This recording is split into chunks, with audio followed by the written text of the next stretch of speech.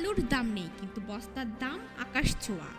আচমকা আলুর বস্তার দাম বাড়িয়ে দেওয়ার অভিযোগ উঠল এক শ্রেণীর ব্যবসায়ীদের বিরুদ্ধে। বস্তা কিনতে এসেই বিপাকে পড়ছে কৃষকরা। ব্যবসায়ীদের দাবি, পশ্চিম এশিয়াতে যুদ্ধের কারণেই বস্তার দাম বৃদ্ধি পেয়েছে। একদিকে আলুর দাম নেই, তার উপর দুদিন ধরে বৃষ্টির জেরে কৃষি জমিতে জল জমে আলু নষ্ট হয়ে যাচ্ছে। তড়িঘড়ি আলু তুলে বস্তায় ভরতে চাইছে কৃষকরা। এই যে দাম বৃদ্ধি, যে কৃষকরা অভিযোগ করছে যে রাতারাতি দাম বৃদ্ধি হলো, এর পিছনে কারণটা কি হবে?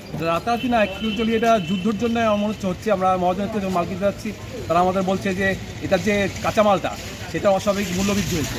মানে জ্বালানি যে সংকট, তার জন্য নাকি দানার দাম অনেক বৃদ্ধি পেয়েছে।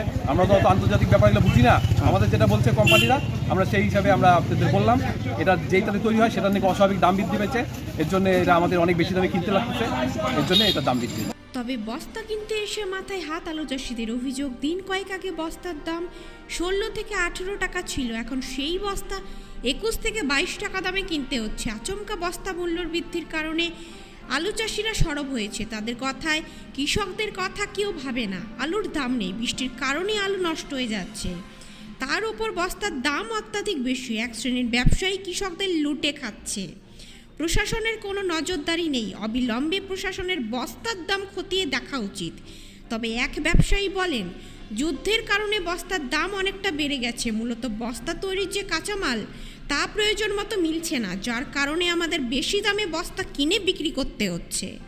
এই পরিস্থিতিতে আলুর বস্তার মূল্য বৃদ্ধিতে কার্যত মাথায় হাত কৃষকদের। তাদের অভিযোগ, এক গাড়ি আলু 40 থেকে 45 হাজার টাকার বিক্রি করার পাইকারিও পাওয়া যাচ্ছে না। এখন দেখার বিষয়, রাজ্য সরকার কৃষকদের জন্য কী চিন্তা ভাবনা করেন।